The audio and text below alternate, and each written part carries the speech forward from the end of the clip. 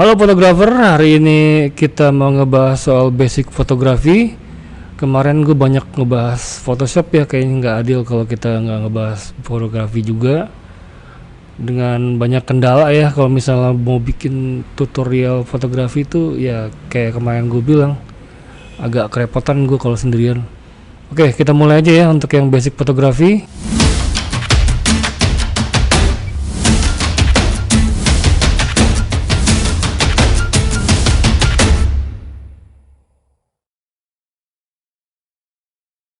Nah, judulnya aja basic fotografi itu menyenangkan. Ya, pertama kita bahas dulu arti fotografi, arti kata fotografi. Fotografi adalah seni melukis dengan cahaya. Jadi fotos itu cahaya, grafian itu melukis. Di sini ada bagan kamera DSLR. Jadi cahaya itu masuk melewati lensa, lalu oleh mirror itu dipantulin ke atas tuh, di situ ada prisma yang mantulin lagi ke viewfinder. Jadi kalau misalnya pakai DSLR itu yang dilihat di viewfinder itu keadaan yang seperti yang kita lihat pakai mata, bukan kayak di mirrorless. Mirrorless itu dia udah hasil dari tangkapan si sensor, entah mungkin efek udah di apply atau belum. Tapi yang jelas kalau untuk DSLR dia masih pakai mirror dan prisma di atas untuk melihat viewfinder. Lihat nih, di sini ada shutter, lens, CCD itu sensor, lalu image setelah melalui lensa ditangkap oleh CCD atau sensor. Jadi cahaya masuk ke dalam kamera melalui lensa, lalu subjek terlihat di viewfinder. Cahaya yang diterima oleh sensor kemudian diubah menjadi data digital, disimpan pada media penyimpanan seperti SD card, CF, MMC, dan lain-lain. CF nih udah lama gue nggak ngeliatnya. Waktu gue pakai 7D itu dia masih pakai CF ya, 7D itu. Nextnya, jadi pengetahuan dasar yang perlu diketahui oleh seorang fotografer ya yang pasti kameranya sendiri.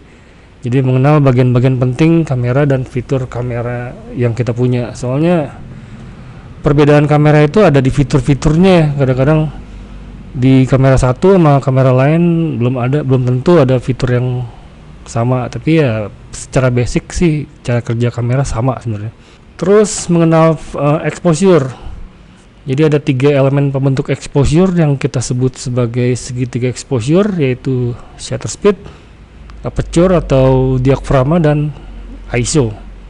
Tapi kalau misalnya udah pakai lampu flash atau yang lampu nyalanya seketika, itu nanti nambah 2 lagi, nambah power lampu sama jarak lampu ke objek atau subjeknya. Jadi basicnya sih 3 elemen pembentuk exposure atau segitiga exposure. Jadi itu available light ya, atau continuous light. Jadi cahaya-cahaya yang sifatnya continuous, nyala terus gitu. Terus fotografer perlu mengenal metode pemotretan. Jadi kamera menyediakan berbagai pilihan pengoperasian mulai dari auto sampai pilihan pengoperasian manual. Jadi kalau fotografer seenggaknya harus bisa nguasain manual, walaupun kamera sekarang autonya udah canggih-canggih ya. Nah, fotografer juga harus mengenal lensa, udah pasti. Jadi secara umum lensa kamera itu terbagi jadi 2 jenis, lensa zoom dan lensa prime atau lensa fix. Ini yang gue pakai di kamera ngambil video, itu dia lensa fix Sigma 16 mm, jadi dia lebar dan fix, nggak bisa di zoom. Bukaannya diafragmanya itu f1.4, keren ya, dan murah, cuma 5,6. Terus fotografer juga harus menguasai fokus di kamera. Jadi ada AF point atau titik area fokus, autofocus atau manual focus. Terus di situ ada AF mode, autofocus single atau AFS, AI servo atau autofocus continuous atau AFC yang biasa dipakai di video biasanya, dan AI focus atau AFA. Itu jarang banget nih yang gue pakai. Terus fotografer juga harus mengenal settingan kamera, yaitu drive mode, white balance itu paling penting, dan picture style. Gue pribadi sih jarang pakai picture style, kecuali kalau motret perlu langsung dikasih ke klien hari itu juga tanpa edit atau tanpa processing di Lightroom. Terus tipe pengambilan gambar dan sudut pengambilan gambar, lalu komposisi dan genre fotografi. Ini nggak tahu nih di video ini kita nyampe ke komposisi gak? Soalnya ceritanya panjang gitu, nanti apa kita bahas di satu video khusus soal komposisi, kita lihat ntar. Nah ini bagian kamera DSLR. Nanti sekarang ini kan banyak yang pakai mirrorless ya, mungkin beda lagi nanti ceritanya. Tapi selama pakai mirrorless dan DSLR gue udah ngalamin dua-duanya. Jadi kalau DSLR tuh enaknya yang kelas profesional ya. Jadi segala tombol itu ada di sini nih. Jadi ada shortcut tombol di sini. Jadi gue nggak harus masuk menu. Beda kalau misalnya kamera-kamera di bawah 10 juta yang kelas semi pro atau prosumer, itu harus masuk menu dulu baru ubah settingan. Bahkan ada yang shutter speednya harus masuk menu. Oh ini repot banget. Tapi kalau di kamera ini semua tombol shortcut tuh ada di luar. Jadinya kita nggak masuk menu. Jadi cepat pengoperasiannya. Nah itu harus banyak latihan tuh. Jadi tantangannya kan kalau lu fotografer tuh lu harus bisa pakai alat apa aja ya, entah itu kelas profesional atau semi pro atau prosumer ya. Tapi ya fungsi dasar tadi yang gue bahas tadi itu ada segitiga exposure itu harus nguasain. Jadi kayak shutter speed, diafragma sama ISO tuh ya semua kamera pasti sama. Ntar beda-bedanya fitur-fiturnya ya. Di sini lensa kamera pada umumnya dibagi menjadi dua. Tadi gue bilang ada lensa zoom, ada lensa prime. Lensa zoom juga terbagi jadi dua jenis. Jadi ada zoom tele yang memiliki focal length yang lebih panjang dari ukuran standar dan didesain khusus untuk memotret subjek yang jauh. Biasanya digunakan untuk memotret wildlife atau sport. Zoom wide adalah jenis lensa yang memiliki focal length yang pendek dengan jangkauan yang jauh lebih lebar. Kalau gue pribadi sih kalau misalnya motret liputan pakai dua kamera ya kalau bisa. Jadi satu dipasang lensa tele, satu lagi dipasang lensa fix. Kalau gue pribadi yang gue jarang pakai lensa zoom wide. Pernah punya, cuma pertama mahal, kedua giliran rusak tuh servisnya gila-gilaan loh mahalnya tuh. Jadi gue pikir gue nggak perlu lensa zoom wide ya, kayaknya mendingan gue samperin aja kan. Jadi kalau lensa fix tuh udah pasti tajam gue sukanya. Dan lensa tele itu mungkin ya kalau enaknya sih pakai lensa zoom tele. Kalau zoom tele fix itu nyamperin jauh dong. Di sini ada lensa prime yang tadi gue bilang lensa fix. Ada lensa dengan focal length yang tunggal tetap. Secara fisik lensa fix memiliki ukuran yang kecil dan bobot yang lebih ringan. Di lensa itu dia ada yang punya stabilizer, ada yang enggak. Jadi stabilizer itu ada beberapa istilah, image stabilizer atau VR atau vibration reduction. Berfungsi untuk mengurangi atau menstabilkan getaran dari tangan saat memotret dengan mengandalkan sebuah gyrosensor yang mendeteksi getaran pada kamera dan melakukan kompensasi secara mekanik untuk meredam getaran tersebut. Jadi ada lensa yang punya IS, ada yang enggak. Tombol pembuka lensa mah kita skip aja ya. Tombol pembuka flash juga kita skip. Nanti cari sendiri di kameranya masing-masing. Grip ini gue suka kalau motretnya lama dan harus handheld. Gue suka kamera yang gripnya tuh lebar. Jadi semua tangan gue nih bisa genggam semua nih. Jadi badan gue tuh tangan gue tuh nggak terlalu capek nantinya megang, ketimbang kalau pakai lensa kamera yang kecil. Jadi gripnya tuh gak kecil, jadi sampai kamera kelingking gue juga nggak masuk. 6000 ini kecil dia termasuk. Jadi waktu gue pakai A72 itu gue pakai battery grip, jadi dia lebih besar ukurannya. Ukuran gripnya ya. Tombol shutter juga harus tahu di mana tuh tombol shutter. Jadi menggunakan tombol shutter dengan memencet tombol setengah hingga lensa mengunci fokus, bunyi dulu nih gitu. Lalu kalau udah ngunci langsung tekan full. Ketika tombol shutter ditekan full, rana akan terbuka lalu tertutup kembali, tergantung speednya juga atau shutter speed yang digunakan. Built-in flash ada di kamera-kamera semi pro. Kamera yang udah kelas pro jarang tuh ada built-in flash. Terus ada fitur anti red eye, berfungsi untuk menghindari mata ya jadi terlihat merah pada hasil foto yang diakibatkan oleh lampu flash built-in. Jadi lampu red eye itu sering terjadi kalau lampu flash itu masuk ke retina kita karena pakai built-in flash. Jadi jarak antara lensa sama si flash itu terlalu dekat gitu.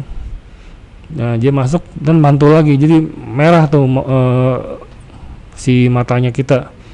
Itu sering terjadi waktu zaman-zaman kita pakai motret to style tuh zaman dulu, itu kan flashnya deket sama lensa tuh, built-in.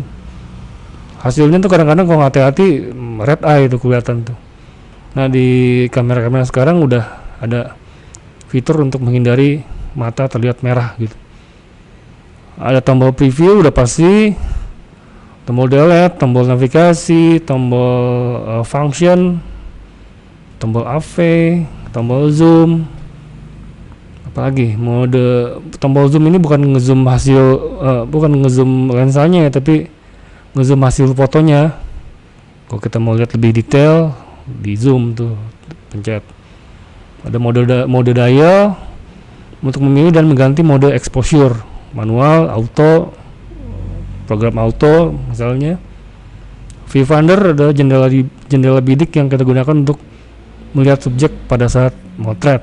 Tampilannya terlihat titik-titik fokus dan informasi lainnya seperti light meter, nilai shutter speed, aperture, ISO.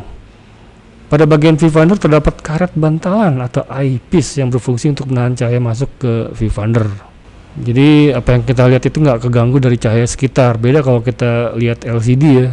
Jadi LCD itu kalau kita nggak pakai pelindung hood itu jadi nggak akurat, jadi warna terlihatnya terang gelapnya apalagi.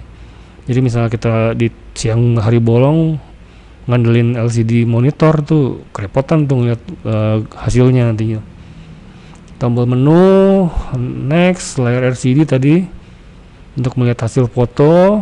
Nah, kamera itu ada dua yang umum, ada full frame dan kamera crop. Kamera yang gue pakai buat merekam video ini kamera crop ya, dia Sony A6400. Sedangkan kamera yang gue pakai ini nih yang D750 buat motret harian itu kamera full frame D750. Jadi kamera full frame dan kamera crop APS-C. Apa sih bedanya? Pertama, kamera DSLR atau full frame. Kamera DSLR pertama dengan ukuran sensor sama dengan ukuran film. Ukuran film itu 24 x 36 mm. Adalah kontak N digital, lalu disusun dengan Canon setahun kemudian tahun 2002, yaitu Canon EOS 1DS. Studio gue tuh buka 2004, berarti full frame itu baru 3 tahun ya. 3 tahun, baru 2 tahun ada. Pantas mahal kan. Keunggulan kamera full frame adalah lebih sedikit noise karena sensor yang dipakai lebih besar, memiliki detail gambar yang lebih baik, memiliki ruang tajam yang lebih sempit atau depth of field, memiliki hubungan terbalik dengan ukuran sensor. Jadi kalau ukuran sensornya lebih besar, dia cenderung lebih bokeh nanti hasilnya kalau lensa yang sama dipakai di APS-C, misal 50 mm 1.8, itu mungkin akan lebih bokeh dipakai di kamera full frame ketimbang di APS-C. Terus dia memiliki viewfinder yang lebih luas atau lebih besar dan lebih cerah, maybe ya, kalau dia kelas profesional udah pasti.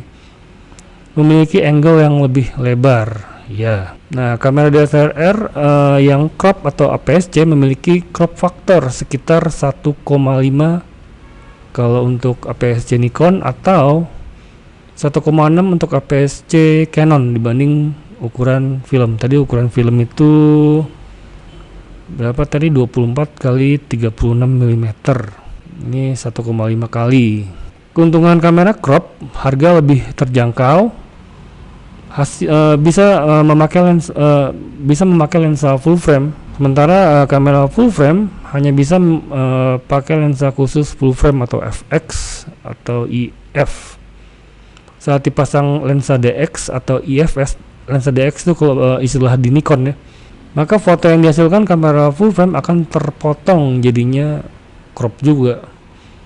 Lebih enteng ya, karena dia lebih kecil sensornya. Kamera crop memperpanjang focal length. Tadi tuh gara-gara crop factor tadi tuh yang di Nikon 1,5, di APS-C Canon itu 1,6.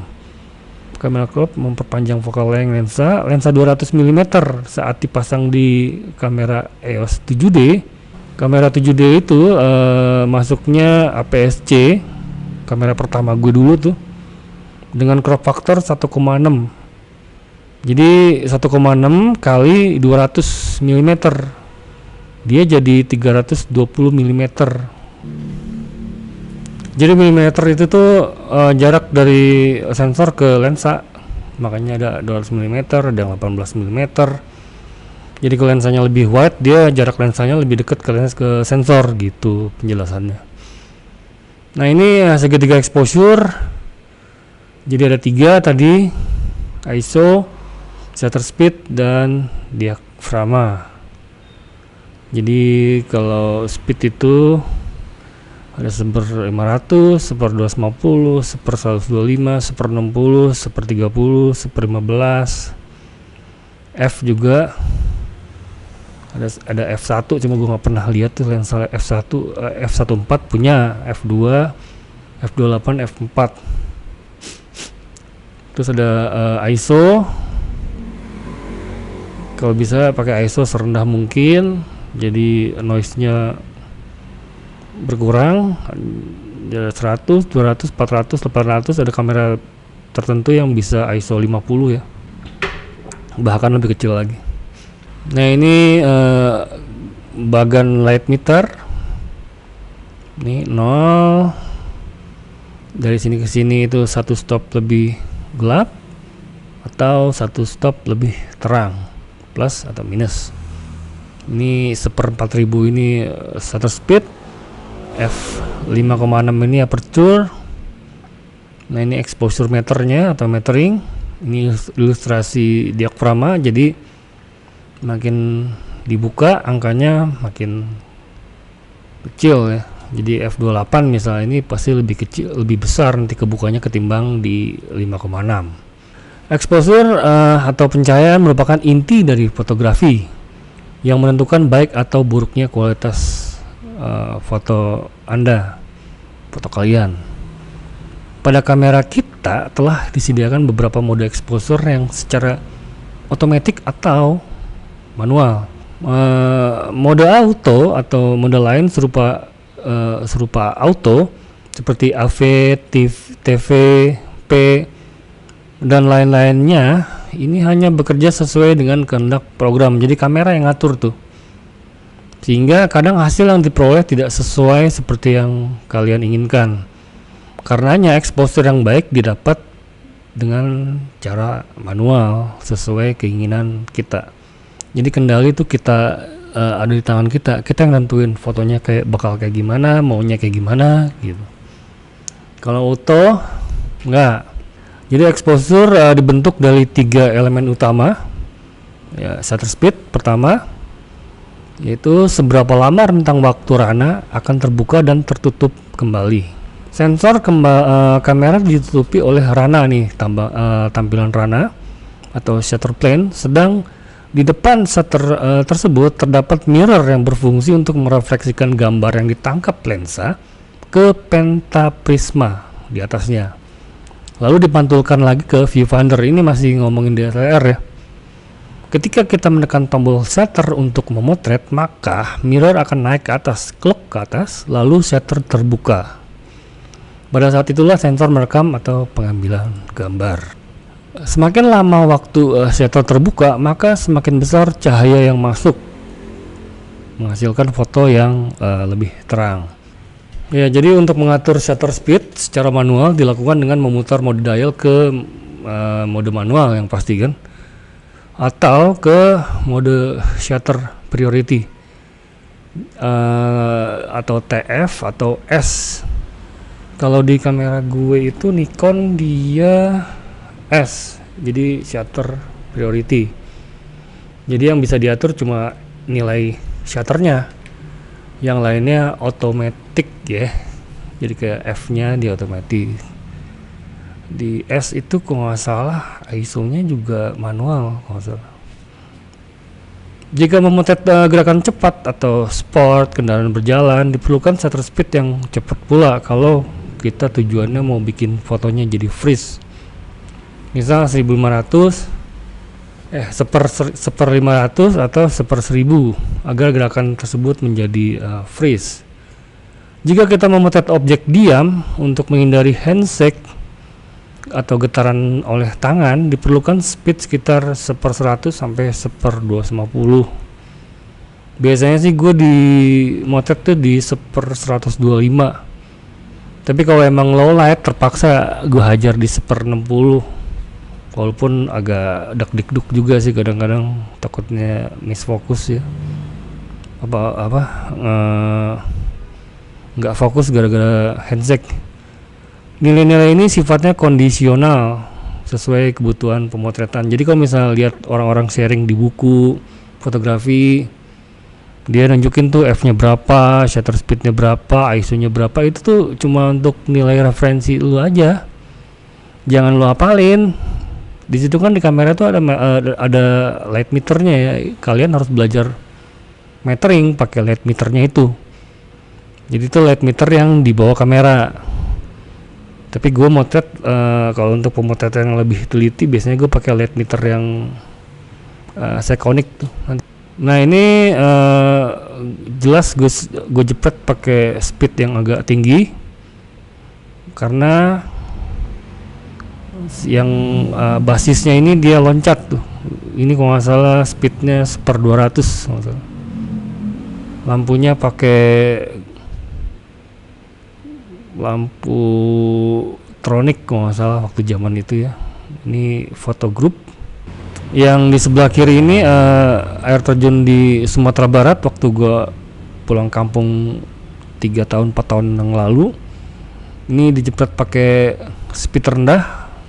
Kebetulan gue bawa tripod waktu itu, emang niat pengen landscapean. Ini dijepret beberapa kali nih, soalnya air terjun ini kan di pinggir jalan ya, jadi banyak orang.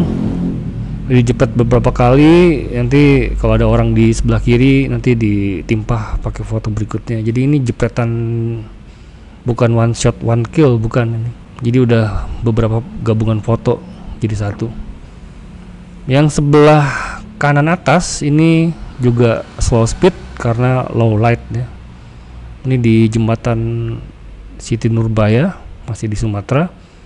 Yang di bawah ini Cityscape, ini bukan jepretan gue, tapi gue ambil referensi dari Google ya untuk Cityscape. Nah ini lihat pakai slow speed juga, jadi lampu-lampu kendaraan ini jadi ada light trailnya, jadi ketinggalan warnanya ya. Dia menggambarkan pergerakan. Nah kalau untuk foto ini dia pakai speed tinggi yang jelas. Ini dia jingjet balet ya, sama bukan one shot one kill. Jadi kadang-kadang kakinya bagus, atasnya kurang. Kadang-kadang kaki sama atas bagus, tangannya kurang. Jadi ini udah gabungan dari beberapa jepretan jadi satu. Ini juga high speed sama, dan gabungan dari beberapa foto juga. Nah ini ilustrasi speed. Jadi speednya makin lambat dia makin motion blur, speednya makin cepat dia makin freeze. Jadi untuk slow speed itu dia menggambarkan pergerakan seperti kalau kita baca komik zaman dulu ya. Jadi buat ngegambarin benda bergerak itu dikasih garis-garis tuh di pinggirnya tuh, supaya kesannya dia sedang bergerak cepat gitu. Kedua kita bahas aperture atau diafragma adalah lebar sempitnya bukaan pada lensa. Semakin lebar bukaan lensa, maka semakin banyak pula cahaya yang masuk, menghasilkan foto yang lebih terang. Nilai aperture ditulis dalam satuan f. di mana nilainya dipahami secara terbalik ya, ingat-ingat. Contoh untuk bukaan terlebar diwakili oleh nilai yang kecil, misalnya f18. Sebaliknya untuk bukaan tersempit diwakili oleh nilai besar seperti f22 misal. Nah, ini ilustrasinya nih di f18 dia kebuka lebar ya, dibandingin sama f5,6 dia mengecil tuh blade diaframanya. Begitu juga selanjutnya. Aperture dapat diatur pada mode manual atau M udah pasti. Dan satu lagi di aperture priority atau AV atau A. Kalau di kamera gue Nikon itu A. Jadi yang bisa diatur itu F di mode auto itu. Si speednya nanti kamera yang nentuin. F ini berhubungan erat dengan depth of field atau DOF, atau ruang ketajaman atau kedalaman ruang, yaitu seberapa luas area yang tajam dan area yang tidak tajam atau blur pada sebuah gambar. Jika area yang tajam lebih luas dari area yang blur, maka disebut sebagai DOF lebar, depth of field yang lebar.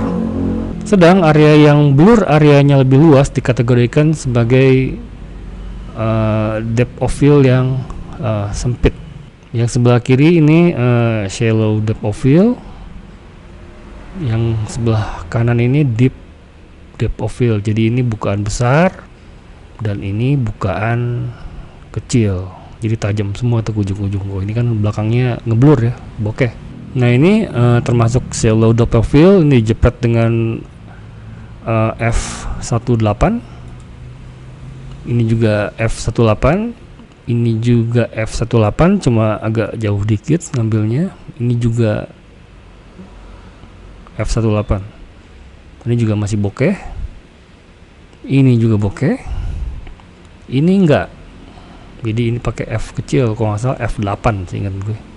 Ini pakai flash 1 di sebelah kiri atas model nih. Nah, ISO ini yang terakhir biasanya gue ubah ya. Jadi gue ngusahain supaya ISO yang dipakai itu bisa serendah mungkin, jadi noise yang dihasilkan itu jadi sedikit. ISO adalah ukuran seberapa sensitif sensor kamera terhadap cahaya. Pengaturan ISO dapat digunakan pada mode manual udah pasti, atau pada shutter priority TV atau S, atau aperture priority AV atau A, dan mode program auto atau P. Nilai ISO adalah kelipatan 2, jadi kali 2. Misal 100, 200, 400, 800. Dan tingkatan ISO ini disebut sebagai istilah stop. Jadi jika naik 1 stop berarti ISO-nya naik dari nilai 100 ke 200. Begitu juga seterusnya. 200, 400 itu beda 1 stop, 400 ke 800 itu beda 1 stop. Nah, ini ilustrasi ISO yang rendah dan ISO tinggi, jadi kelihatan tuh mulai noise. Nah, di sini ilustrasi light meter dari kamera, itu indikator yang berfungsi untuk menampilkan kekuatan cahaya. Flash meter adalah sebagai indikator yang berfungsi untuk menampilkan kekuatan cahaya, membantu kita dalam membentuk exposure secara manual ketiga elemen dalam segitiga exposure, shutter speed, aperture, dan ISO. Jadi ada titik nih, titik tebal ini kita arahin ke tengah nih, ke objek yang kita mau ukur nantinya. Jadi dalam keadaan ini si titik hitamnya ini ada di tengah, nilai speednya 1/200, f-nya 4,5. Nah, kebetulan di sini ISO-nya 100. Nah, pada tabel yang pertama, titik exposure berada di tengah, menunjukkan bahwa exposure pada keadaan normal atau zona 5 pada zona sistem. Jadi habis ini kita bahas zona sistem mungkin. Pada tabel 2, titik exposure naik 1 stop dari normal tuh, menunjukkan bahwa pencahayaan tinggi atau overexpose. Pada tabel 3, exposure turun 1 stop dari normal, menunjukkan pencahayaan rendah atau underexpose. Perlu diketahui bahwa level appropriate exposure yang dikalibrasikan pada kamera-kamera menggunakan ANSI standar 12% gray. Angka inilah yang dijadikan patokan oleh sistem light metering kamera, yang artinya apabila kamera melihat kondisi pencahayaan dari sebuah scene di atas 12% gray, maka kamera akan menganggap kondisinya terlalu terang. Demikian pula sebaliknya. Ya, ini ilustrasinya. Ini posisi 12% gray-nya ada di sini. Ya. Nah, dari penjelasan tadi dapat kita lihat bahwa apabila light meter berada di tengah-tengah, maka kondisi pencahayaan yang dilihat kamera berdasarkan f-number, shutter speed, dan ISO di kamera saat itu adalah kondisi pencahayaan yang pas. Bila kita memilih salah satu dari shooting mode seperti auto, program auto, aperture priority, AV atau A, atau shutter priority, TV atau S, maka kamera akan selalu berusaha agar indikator light meter berada di tengah atau zona 5 nih. Dengan kata lain, kamera selalu ingin 12% gray atau zona 5 pada zona sistem. Ini zona sistem nih, jadi dibagi jadi 10 zona sistem, 0 sampai 10. Jadi yang digambarkan di kamera itu di light meter ada 0, 1, 2, ada 2 stop ya. 2 stop lebih terang dan 2 stop lebih gelap. Jadi yang plus 1 ini zona 6, plus 2 ini zona 7. Minus 1 itu zona 4, minus 2 itu zona 3. Diharapkan di zona 3, 4, 5, 6, 7 itu masih ada detail. Nah, ini penggambaran di zona sistem. Jadi zona sistem ini banyak diperkenalkan oleh Ansel Adam. Dia fotografer dunia yang fotografinya banyak di black and white. Ini salah satu fotografer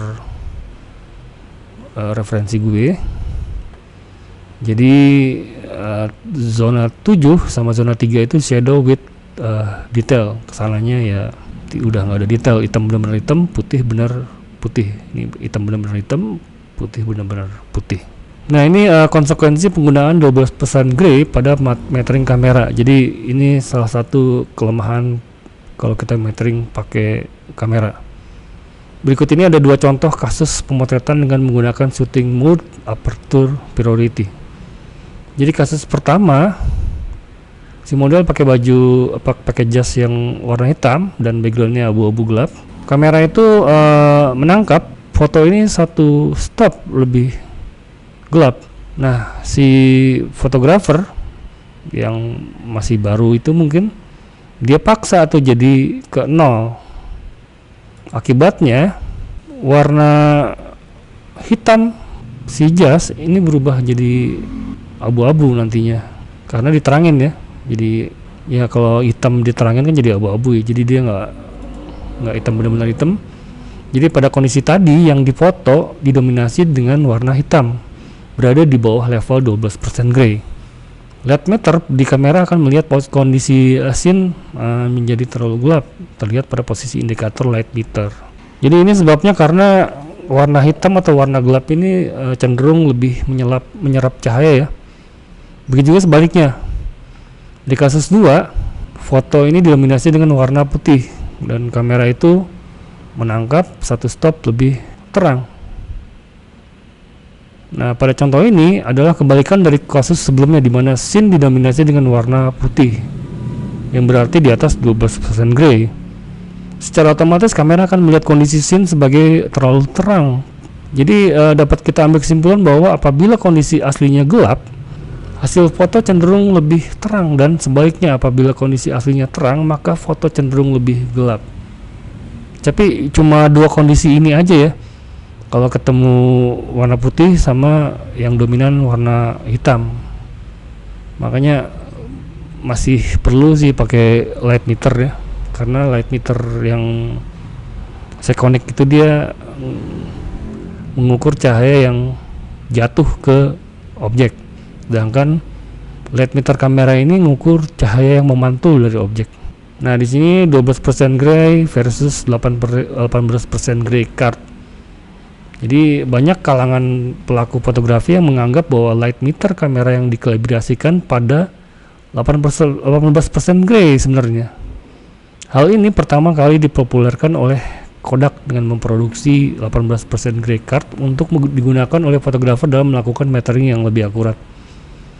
Banyak yang beranggapan bahwa Kodak memproduksi 18% gray card karena untuk memproduksi level 12% gray di media cetak dengan akurat sangatlah tidak mudah, sedangkan level 18% gray apabila dicetak pada berbagai media yang menghasilkan level yang lebih akurat. Dari contoh di atas tadi dapat kita ambil kesimpulan bahwa apabila kita menyerahkan semua kontrol pada kamera, maka foto bisa jadi tidak sesuai dengan kondisi naturalnya. Kamera selalu ingin 12% gray loh, sementara kondisi real tidak semua selalu 12% gray. Tadi dua kondisi tadi itu. Bila kita memotret baju berwarna hitam, tentu kita ingin fotonya juga warna hitam ya bajunya, bukan hitam keabu-abuan hasilnya.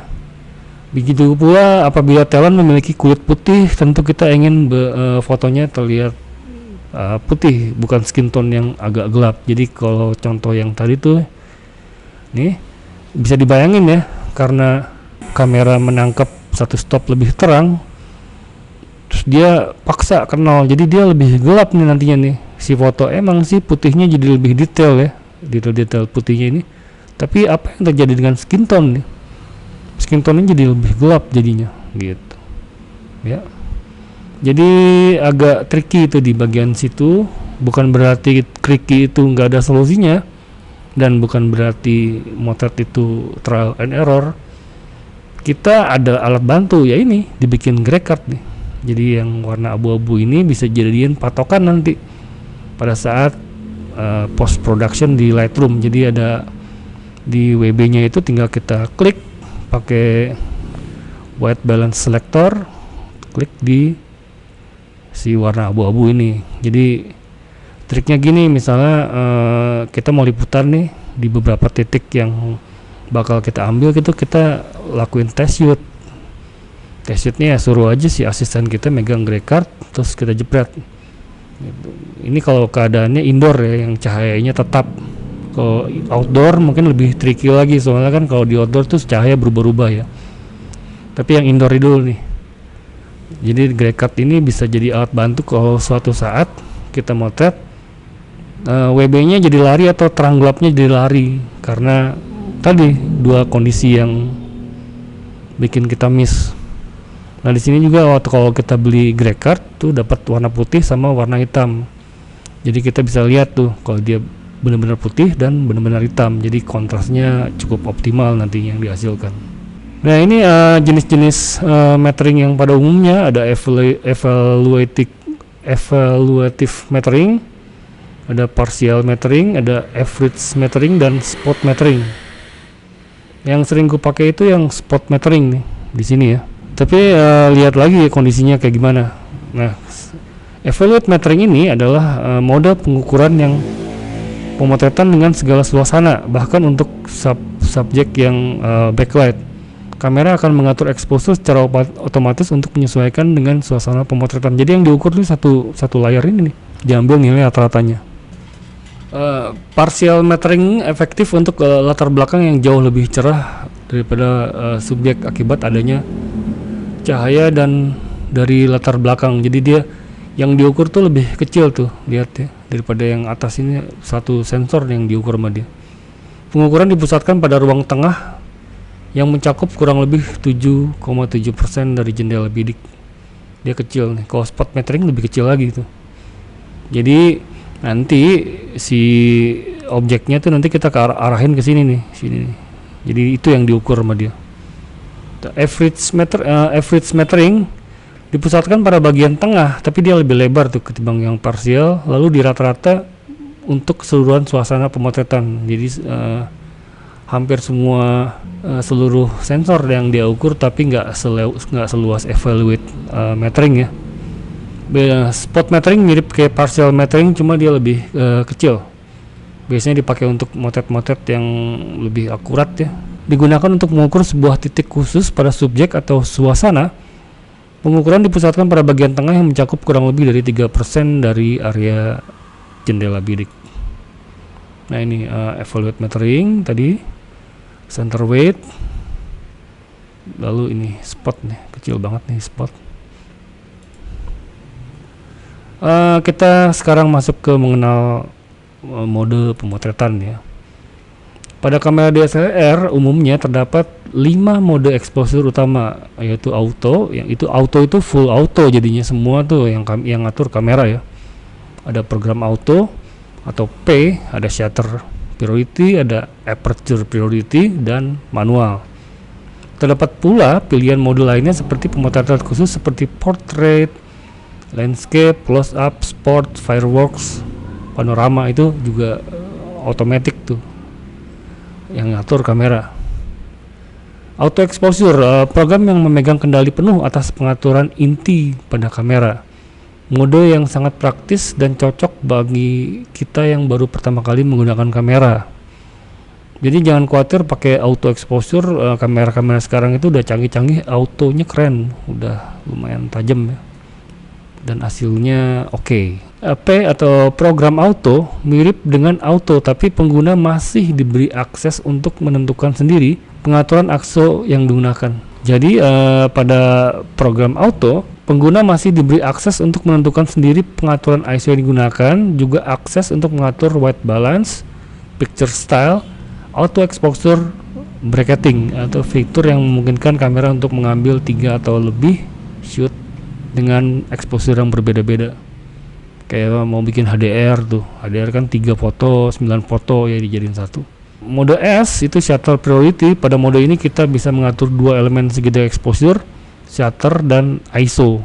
Jadi di mode S ini yang bisa diubah itu shutter dan ISO, sedangkan aperture diatur oleh program kamera. A atau aperture priority, kita hanya mengatur aperture dan ISO, sedangkan pengaturan shutter speednya ditentukan oleh kamera. Hati-hati nih kalau pakai aperture priority. Nanti kalau keadaan kondisinya low light, foto yang kita dapat bisa speednya rendah.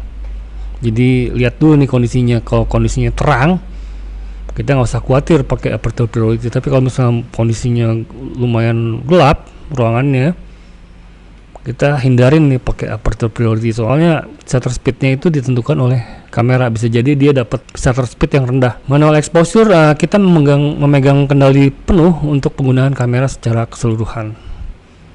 Nah kita masuk ke lensa DSLR nih. Ini lensa tele zoom nih. Penjelasan kode dan keterangan pada lensa. Contoh pada lensa kit 18-55 mm, kode di atas merupakan keterangan dari panjang focal length, jadi 18 sampai 55 mm focal length-nya, yang merupakan jarak antara lensa utama ke sensor kamera. Di kamera tuh ada tuh tandanya tuh di daerah sini nih. Nih. Kelihatan nggak? Mudah-mudahan kelihatan ya. Itu tanda posisi sensor ada di mana gitu. Nah, F35 sampai 5,6 merupakan keterangan untuk nilai maksimal aperture di setiap focal length yang dimiliki oleh lensa tersebut. Jadi untuk lensa kit 1855 di posisi 18 mm nya itu bisa dapat F terbesarnya di 3,5. Sedangkan di posisi 55 mm nya F atau bukaan terbesarnya di 5,6, nggak bisa di 3,5. Ada lensa yang F-nya tuh fix. Contoh kayak lensa pertama gue dulu yang 17-55 mm f/28. Dia rentang F-nya itu fix. Jadi di posisi 17 sama di posisi 50, dia 55 atau 50 gue lupa. Itu bisa 2,8. Itu lensa bagus tuh dan mahal jelas. Di sini ada IS atau image stabilizer atau vibration reduction, vibra reduction, yaitu fitur yang berfungsi untuk menstabilkan getaran akibat getaran tangan atau handshake. Itu nggak semua lensa ada ya. Nah, sekarang kita bahas hubungan focal length dan aperture. Bila lensa dengan focal length 18-55 mm dengan aperture f3,5 sampai 5,6, maka ketika menggunakan focal length 18 mm, nilai maksimal aperturnya adalah f35. Jadi bukaan terbesarnya di posisi 18 itu f35. Bila kita menggunakan focal length yang terpanjang 55 mm, maka maksimum aperture yang mentok di f5,6 tadi kan udah gue bahas. Nah di sini kita masuk ke mengatur fokus di kamera. Ini ada ilustrasi penggambarannya. Ini ada foto burung. Ini burung apa nih? Burung bangau kali ya. Di sini pakai titik fokus yang banyak nih. Nah pada foto di atas terdapat banyak titik tuh, banyak titik ya. Dan 4 diantaranya berwarna merah tuh. Titik-titik itulah yang dinamakan titik fokus yang warna ya titik-titik semua nih. Dan titik yang berwarna merah yang warna merah nih disebut AF point. Jadi yang warna merah ini AF point ya. Untuk memotret manusia atau hewan, AF point ditujukan pada area mata sebagai prioritas utama untuk difokuskan. Ini hati-hati kalau misalnya pakai mode yang ini. Kalau backgroundnya polos sih pasti AF pointnya bisa ngelok nih ke burungnya. Tapi kalau misalnya belakang rame bisa jadi dia AF point yang otomatiknya ini bisa ngelok ke belakang tuh, jadi burungnya malah nggak tajam nantinya. Nah pilihan AF point nih, ada 2 pilihan AF point yang bisa digunakan terutama di kamera Canon dan Nikon. Jadi satu, AF point automatic selection adalah program yang secara auto melakukan seleksi pada bagian mana dari objek yang menurut program layak difokuskan. Nah, ini hati-hati nih. Yang kedua, AF point manual selection. Kita memegang kendali pada untuk mengatur dan meletakkan AF point sesuai dengan keinginan kita. Lebih baik pakai yang kedua ya, AF point manual selection. Jadi bisa kita atur tuh di mana AF point yang kita inginkan. AF mode pada kamera ada 3. Jadi satu, one shot AF atau autofocus single, AFS, ini yang sering banget gue pakai. Khusus digunakan untuk memotret benda atau objek diam seperti makanan, bunga, objek lain yang tidak bergerak. Mode ini jadi satu kesatuan dengan fitur autofocus lock atau AFL yang berfungsi untuk menjaga fokus agar tetap terkunci sekalipun kita menggeser sorotan kamera selama kita tetap menahan tombol shutter setengah ya, tahan setengah tuh. Kedua ada AF servo atau AF autofocus continuous atau AFC, khusus digunakan untuk memotret benda yang bergerak seperti olahraga, kendaraan berjalan dan lain-lain. Jadi kalau motret balapan misal, mungkin kalau pakai AF, pakai autofocus continuous tuh sedikit membantu ya, soalnya dia bergerak, mendekat atau menjauh mungkin. Terus ada AI focus atau AFA atau continuous hybrid. Mode ini memiliki cara kerja yang sama pada mode kedua, mode di atas, dan secara otomatis akan melakukan penyesuaian apabila objek tiba-tiba bergerak jadi diem terus bergerak diem lagi. Itu pakai AFA ini cukup efisien, cukup ngebantu ya. Kita masuk ke settingan kamera. Jadi ada macam-macam shooting pada drive mode. Satu ada single shooting, 2 ada continuous shooting. Bila kita menekan tombol shutter tanpa dilepas, maka kamera akan shoot berkali-kali hingga jari melepas tombol shutter. Jadi pencet setengah dulu buat fokus, terus dipencet pol. Selama dipencet pol itu dia cepet terus perut gitu. Banyak tuh foto yang diambil. Biasanya kalau kita motret benda yang bukan benda, momen yang mungkin susah kita kejar karena gerakannya cepat atau tidak terduga gitu. Jadi kita punya stok foto yang banyak untuk kita pilih gitu. Terus ada self timer nih. Self timer ini 10 detik. Ada juga self timer yang lebih cepat 2 second. Ini dipakai untuk motret produk misal, atau motret makro. Jadi dia pakai tripod nantinya, atau selfie, mungkin selfie grup atau sendiri. Self timer ada self timer continuous juga yang merupakan gabungan dari continuous shooting dan self timer 10 detik. Kita hanya perlu menekan tombol shutter sekali dan tidak harus menahan tombol shutter. Ini yang continuous ya. Nah ini white balance sangat penting juga. Jadi jenis-jenis white balance secara umum ada auto white balance atau AWB. Ini kamera sekarang udah canggih-canggih nih, AWB-nya bagus-bagus. Akan mengenali secara otomatis situasi pencahayaan yang dihadapi oleh kamera. Merekomendasikan settingan terbaik untuk menyesuaikan diri dengan temperatur warna pada saat itu. Nah kedua ada daylight atau direct sunlight. Dia preset temperaturnya tuh di 5200 sampai 5500. Ini standar white balance ya untuk warna putih. Dan ini 5200 sampai 5500 itu lampu-lampu studio tuh rata-rata Kelvinnya di 5500 ya rata-rata. Terus ada shade, itu temperatur yang di presetkan itu 7000K, jadi dia lebih kuning dari 5500, jadi dia nambah nilai sekitar 1500 ya, 1500 Kelvin dari 5500K. Ini untuk menghadapi area shade. Jadi di area shade itu sebenarnya warna aktualnya dia agak kebiru-biruan. Jadi untuk normalinnya ditambah angka normalin tuh adalah arti untuk mengembalikan ke 5500 Kelvin yang notabene benar-benar putih di daylight, itu dia butuh warna kuning sekitar 1500 Kelvin. Makanya dia angka yang dipatok itu jadi 7000 Kelvin. Jadi dia nambah warna kuning di kalau kita motret di area shade. Jadi warnanya jadi normal seperti kita motret daylight. Di cloudy dia nilainya yang dipatok cuma 6000K, berarti cuma nambah 500 Kelvin ya dari daylight. Jadi dia nggak terlalu sebiru di area shade tadi. Lalu ada tungsten, itu temperatur yang dipatok sama dia 3200, jadi dia nambah warna biru cuy. Nilainya lumayan gede ya. Jadi tungsten ini aslinya tuh warnanya kuning-kuningan kayak lampu jalan zaman dulu tuh dia kuning kan. Nah, jadi di tungsten itu si kamera nambah warna biru senilai 2300 Kelvin untuk menetralkan warna kuning di lampu tungsten. Fluoresan atau lampu neon putih, dia temperatur yang dipatok itu di 4000 Kelvin, yang notabene itu dia selisih 1500 Kelvin supaya putih menjadi seperti keadaan di daylight 5500. Lalu ada flash, ada custom. Jadi kita kalau mau menerapkan pencahayaan dari foto yang lain, misal kita motret di tempat lain, tapi di pemotretan yang sekarang nih yang kita lakuin pengen seperti hasilnya kayak waktu motret yang waktu itu tuh. Jadi kita ada fungsi custom WB itu.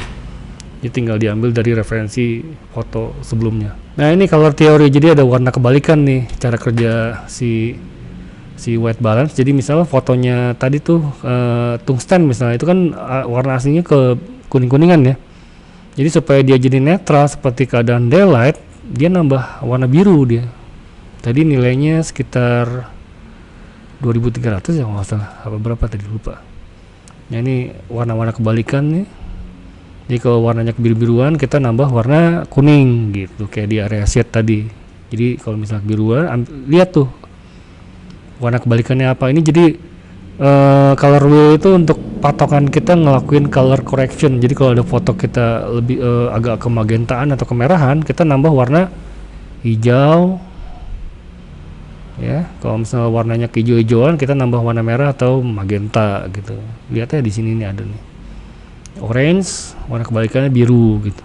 Jadi warna komplement ya, warna kebalikan. Ini pembahasan color theory ini panjang nih, bisa jadi video 1 biji 1 jam 2 jam kayak ini. Di sini ada tuh, lihat ada complementary color. Jadi ini nanti jadi patokan buat komposisi gambar, elemen-elemen gambar yang ditaruh di dalam foto kita supaya warnanya tuh jadi harmonis ya. Di sini ada triadic. Jadi misal nih ada merah, kuning sama biru. Jadi foto itu dominan 3 warna yang ada di triadic ini. Di sini juga ada split complementary. Nah, di sini ada color meaning nih. Misalnya red itu artinya intensive fire, blood, energy, danger dan lain-lain. Jadi kalau misalnya kita punya konsep pemotretan bertema nature misal, atau growth atau fertility, bikin fotonya tuh dominan warna hijau gitu. Kayak film Matrix tuh dia warnanya ke hijau-hijauan ya, mid-tone shadow-nya tuh.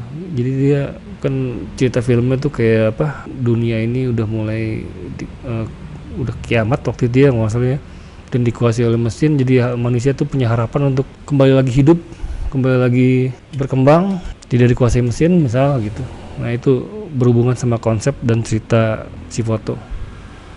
Nah ini kamera juga ada picture style, jadi ada 7 picture style pada kamera pada umumnya, dan 3 pilihan ini disiapkan untuk disetting sesuai dengan kreasi si pengguna. Jadi ada auto, ada standar, ada portrait untuk memotret objek manusia, ada landscape, ada faithful, ada monochrome. Nah di masing-masing picture style ini ada 4 yang bisa kita atur. Ada sharpness-nya kita bisa atur untuk mengatur ketajaman dan detail pada gambar.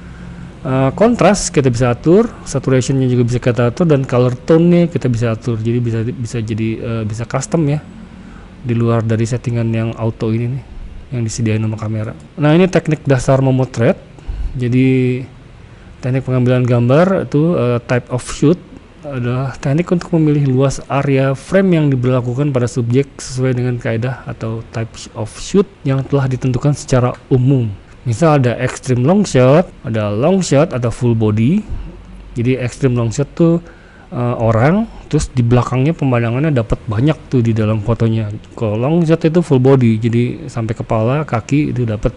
Medium long shot sampai dengkul, medium shot sampai pinggang, close up atau dada ke atas, big close up itu bahu ke atas, extreme close up itu mengekspos bagian tertentu pada wajah. Jadi misalnya ada kayak film-film apa tuh sinetron tuh, kalau lagi kaget tuh biasanya kan di extreme close up ke mata atau ke mulut mungkin ya, haha gitu kan. Nah di sini juga ada sudut pengambilan gambar atau angle, ada eye level, normal angle, membidik sejajar dengan subjek atau objek yang dibidik area mata.